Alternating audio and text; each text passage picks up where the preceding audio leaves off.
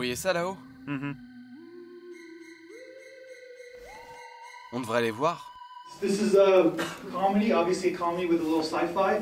And let's talk about the ending credits too. The ending credits is like a whole different short film in itself. But go ahead. So I really liked the zany tone of this. I thought it was like super adorable. But I had one thing that kind of irritated me, and I wasn't sure if I was being too critical. It was all done in Spanish, I believe? French. Sorry, French. Oh my god. But everything around it was English. Yeah. The newspaper clippings were English. What was on the radio was English. The guy's I Love Donut thing was English. And it was... And it's in Hollywood. They're in Hollywood, yeah. So I was like, what? That's what makes it zany, though. That's what makes it fun. I figured, like, it kind of had, like, this Wes Anderson thing, like, in my brain. Like, oh, it kind of fits but doesn't.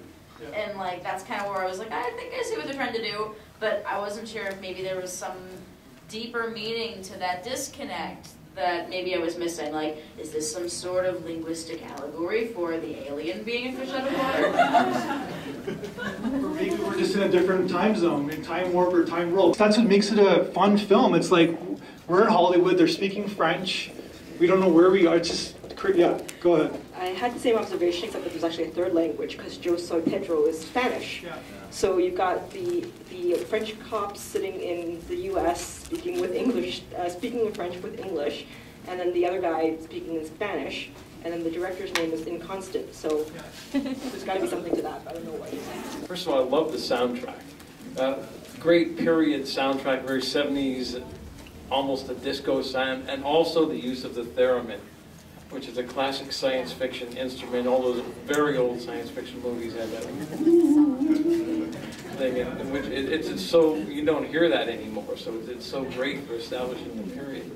And as for the signs, I will touch on the signs, because when you watch The Sound of Music, we know in our heads that really they're speaking German to one another, even though they're speaking English so we can understand it. The signs are in German because, and if we need to understand the sign, we put a subtitle on the sign.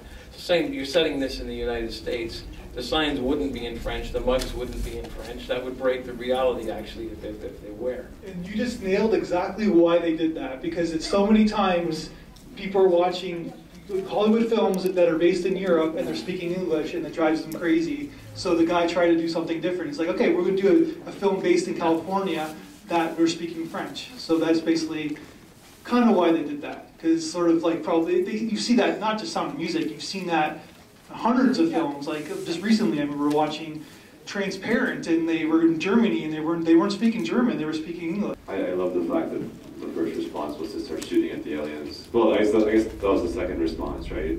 When the guy with the brains came in and they, oh my god, it's really an alien. The first thing they started doing is pulling guns and shooting at them. I don't know why I find that so funny, but I really did. So there you go. Was there a, like, kind of, sort of love plot almost trying to happen with that really attractive script supervisor? Like, I felt like they like, looked at her a lot, but nothing happened. Maybe because she was pretty, that's why they looked at her.